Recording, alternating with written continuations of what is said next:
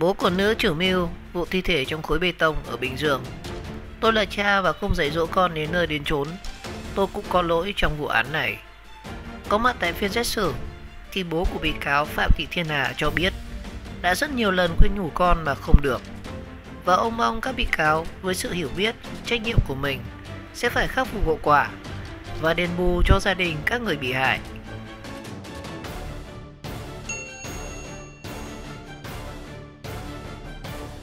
Sáng ngày 26 tháng 6 thì Tòa án Nhân dân tỉnh Bình Dương tiếp tục phần xét hỏi các bị cáo để làm rõ các nội dung vụ án giết người, che giấu tội phạm và không tố giác tội phạm do Phạm Thị Thiên Hà cùng với đồng phạm thực hiện. Và trong phiên xét xử thì hội đồng xét xử đã hỏi ông Phạm Cường, 74 tuổi, là bố của bị cáo Phạm Thị Thiên Hà và cũng chính là chồng của bị cáo Trịnh Thị Hồng Hoa. Và trả lời hội đồng xét xử thì ông Cường đã gửi lời chia buồn đến gia đình các người bị hại, đồng thời cho biết bản thân mình cũng có một phần trách nhiệm khi không dạy dỗ, nhắc nhở con và vợ đến nơi đến chốn. Hội đồng xét xử hỏi, khi cơ quan điều tra giữ những vật dụng của bị cáo Hà thì ông đã nhận đủ rồi đúng không? Và hôm nay tại tòa thì ông có ý kiến gì hay không? Ông Cường trình bày trước tòa, trước hết là tôi là cha mà dạy con không đến nơi đến chốn, việc tu luyện tu tập không được đã gây ra tội ác cho xã hội và gây ra cái chết cho hai mạng người. Và nhân đây thì tôi xin gửi lời chia buồn chân thành đến gia đình hai người nạn nhân. Và kính thưa hội đồng xét xử, tôi đã khuyên nhủ cháu Hà rất nhiều lần nhưng không được, và tôi cũng có lỗi một phần trách nhiệm trong vụ đại án này. Và bên cạnh đó thì ông Cường cũng mong muốn rằng các bị cáo phải có trách nhiệm đền bù hậu quả cho gia đình những người bị hại và cho biết hoàn toàn tin tưởng vào phán quyết của hội đồng xét xử. Tôi mong các bị cáo bằng sự hiểu biết, trách nhiệm của mình phải khắc phục hậu quả và đền bù cho các gia đình bị hại. Và thưa hội đồng xét xử, các cháu đã qua tuổi vị thành niên, đều có học vấn trình độ đại học, thạc sĩ, và tôi hoàn toàn tin tưởng vào sự sáng suốt cũng như sự công bằng của hội đồng xét xử ngày hôm nay, ông Cường nói trước tòa. Và sau khi kết thúc phiên tòa vào buổi sáng, khi bước ra phòng ngoài xét xử thì ông Cường cũng đã có những chia sẻ với các phóng viên báo chí. Ông cho rằng bản thân tin tưởng vào quyết định của hội đồng xét xử. Tuy nhiên thì ông vẫn mong bản án dành cho Hà sẽ dành cho con gái ông một cơ hội được sống. Tôi mong tất cả các bị cáo không nhân danh ngôn ngữ nào để tránh né các trách nhiệm dân sự, hình sự hết. Bằng trách nhiệm, bằng lòng tự trọng, hãy khắc phục hậu quả cho những người bị hại. Bị cáo Hà ngày hôm nay đã dũng cảm ôm hết trách nhiệm về mình và tôi chấp nhận điều đó. Và tôi hơi buồn một chút là các bị cáo còn lại thì còn quanh co và đổ hết trách nhiệm cho bị cáo Hà. Và tôi hoàn toàn tin tưởng vào bản án mà hội đồng xét xử sẽ tuyên. Tuy nhiên thì tôi cầu xin hội đồng xét xử, dù sao cháu Hà cũng từ ghế nhà trường mà ra, chỉ vì lầm lỡ trong con đường tu tập mà gây ra tội lỗi. Và tôi cầu xin hội đồng xét xử xem xét một mức án nào đó để cháu còn có cơ hội.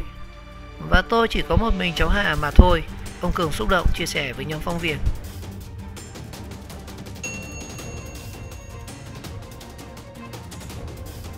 Cha của bị cáo vụ đổ bê tông giấu xác, tôi đã dốc lòng can ngăn nhưng không được.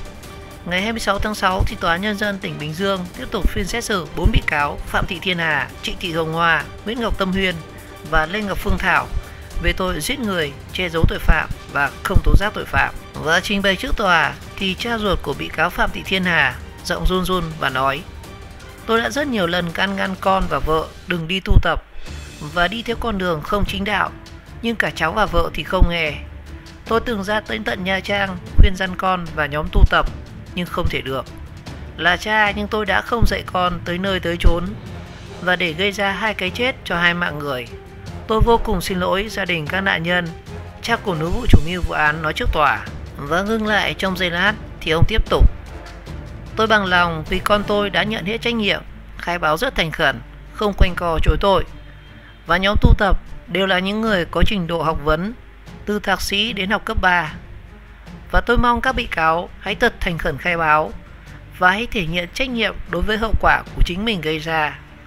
Gia đình tôi cũng sẽ có trách nhiệm một phần trong việc khắc phục hậu quả cho gia đình những người bị hại.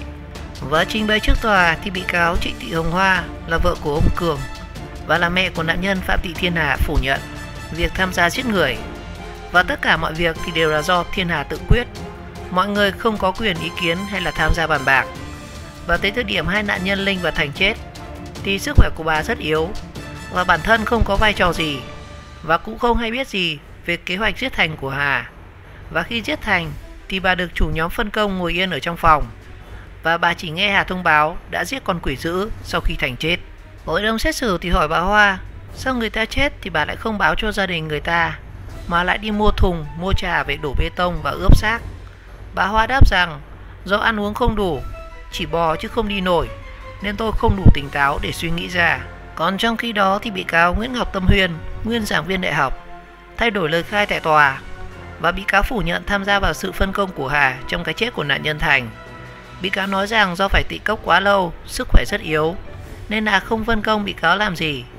Và dây xếp cổ lúc đó thì do Hà chuẩn bị sẵn, bị cáo chỉ đứng xem và có gì bất chắc chứ hoàn toàn không chủ động tham gia, khuyên khai trước tòa. Và tại tòa thì đại diện nạn nhân Trần Đức Linh cho rằng các bị cáo khai không đúng sự thật và yêu cầu bồi thường.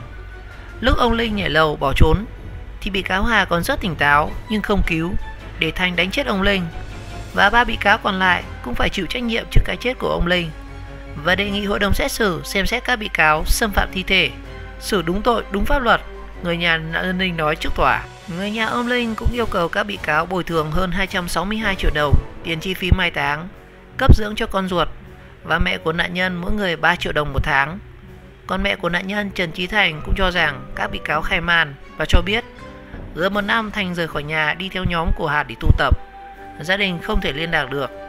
Và đến chiều ngày 18 tháng 5 năm 2019 thì gia đình mới nhận được thông tin từ công an để nhận dạng con. Nhưng bà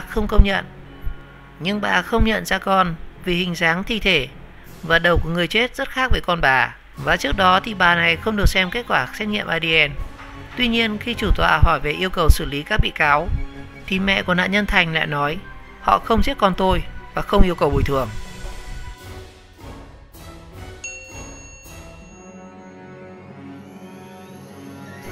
Và theo như bản cáo trạng, nhóm các bị cáo trên và cả hai nạn nhân cùng tu luyện Pháp Luân Công do Hà làm trưởng nhóm.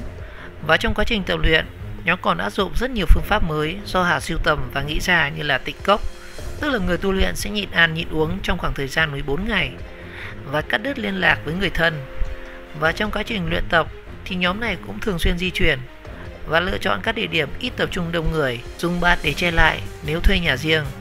Và cáo trạng xác định nạn nhân Trần Đức Linh đã bị sát hại đầu tiên. Đến tháng 12 năm 2018, Hà điều khiển xe ô tô chở cả nhóm đến thuê một căn biệt thự ở xã Bình Châu, huyện Xuyên Mộc, Bà Rịa Vũng Tàu để tiếp tục tu luyện.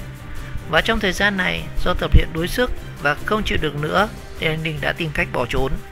Và phát hiện ra sự việc, Hà và Thành đuổi theo bắt Linh và đánh anh này khiến nạn nhân tử vong sau đó. Và 3 ngày sau, hai đứa cả nhóm cùng xác của Linh từ huyện Xuyên Mộc, Bà Rịa Vũng Tàu về lại căn nhà ở huyện Bầu Bàng, Bình Dương. Tại đây thì cả nhóm bỏ xác của Linh ngoài phòng khách và tiếp tục tu luyện. Và thời điểm này, nhóm của Hà phát hiện ra Thành có rất nhiều biểu hiện bất thường nên cả nhóm bắt Thành tiếp tục tịnh cốc lần 2. Sau đó thì Thành la hét đập phá nên Hà nghĩ rằng người này đã bị quỷ sa tăng nhập và nếu cho ra ngoài sẽ làm hại mọi người. Hà bàn bạc với các thành viên khác tìm cách giết chết Thành. Hà phân công cho từng người trong nhóm để chuẩn bị không khí. Chiều ngày 15 tháng 3 năm 2019, khi trời đang mưa rất lớn, thì Hà chỉ đạo cả nhóm ra tay giết chết anh Thành bằng cách trích điện và siết cổ. Và đến 3 ngày sau, thì cả nhóm cho xác nạn nhân Thành vào bồn nhựa loại 1000 lít, rồi trộn bê tông đổ đầy lên trên để ở trong phòng khách. Và sau đó thì thi thể của Linh cũng được bỏ vào một thùng nhựa để phi tang. Sau đó thì cả nhóm di chuyển đến một khách sạn ở phường Phú Thọ, thành phố Thủ Dầu Một, Bình Dương để tiếp tục tu luyện. Đến ngày 15 tháng 5 năm 2019, thì ông Nguyễn Minh Vương, chủ của căn nhà ở huyện Bầu Bàng đã bán căn nhà nói trên cho người khác. Và khi người chủ mới dọn đến thì phát hiện 2 thùng nhựa và một số đồ đạc ở bên trong nên đã dọn ra ngoài. Và do bồn nhựa chứa xác của Thành có chứa bê tông nên người chủ mới phải nhờ người đến đập ra và cho dễ để mang đi vứt. Và khi vừa đập bể bê tông thì mọi người tá hỏa khi phát hiện ra xác người. Và đêm ngày 18 tháng 5 năm 2019, sau khi phát hiện ra thì công an phát lệnh truy tìm. Hà cùng cá nhân thu dọn đồ đạc và rời khỏi khách sạn. Tuy nhiên thì nhân viên khách sạn phát hiện đã báo cho công an bắt giữ được cả nhóm 4 người trên. Ngày 23 tháng 4 năm 2020, thì Viện Kiểm sát Nhân dân tỉnh Bình Dương đã hoàn tất bản cáo trạng truy tố 4 bị cáo trong vụ án thi thể ở trong bê tông. Và hôm nay thì phiên tòa sơ thẩm sẽ diễn ra để xét xử 4 bị cáo.